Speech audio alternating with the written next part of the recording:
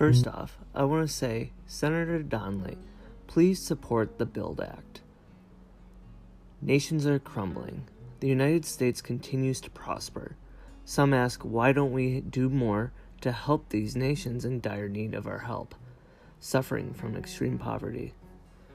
The problem is that the politics involved is sending foreign aid.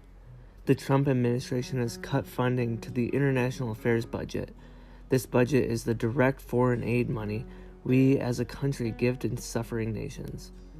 The next question is, why aren't these wealthy banks helping people invest in projects in these countries?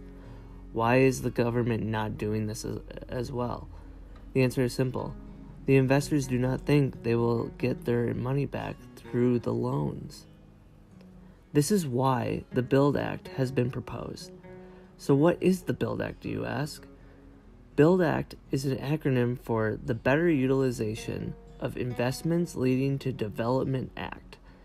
This piece of legislation is an innovative way of creating new pathways for pushing private sector money into developing countries by building infrastructure, installing access to electricity, innovating new ideas for businesses, creating jobs, and building a future where the U.S. does not need to send foreign aid anymore. The BUILD Act is a modern type of relationship builder, excuse my pun, between developing nations and the United States, all while making federal programs in the U.S. more efficient. The BUILD Act would be developed a sort of corporation. This would create a partnership between federal agencies and other programs already in existence into a new federally run corporation called the Development Finance Corporation. This corporation would take place of banks by providing loans and other private investment practices into projects that people are willing to do in the developing countries. The newly created corporation would be able to give the nonprofits and other organizations vying for the money new tools to engage with entrepreneurs and investors in the developing nation.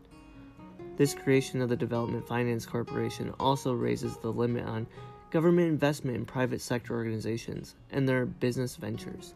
This means that all of this investment will make a difference to the people living in extreme poverty. Passing and implementing the BUILD Act would not only create jobs and increase the economy of the nations that this new funding is going into, it would also increase and grow our own economy here in the United States. This can be explained by thinking about investing in a project such as investing in a business in a poor nation like Nigeria. When an investment comes through in a loan, the business can pay its workers more.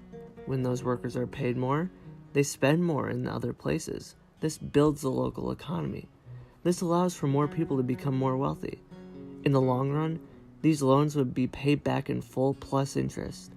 In practice, after the Nigerian economy continues to grow, they will begin to bring in more expensive imports from the United States. With a higher demand for exporting goods, companies would need to expand and hire more workers here to be able to keep up with the continuing demand that was not there before the BUILD Act was passed. This piece of legislation will not only grow the local economies of the poorest countries in the world suffering from extreme poverty, it will also grow the economy here by creating jobs. Please contact Senator Donnelly, support, and help pass the BUILD Act. This piece of legislation is vital to ending world poverty.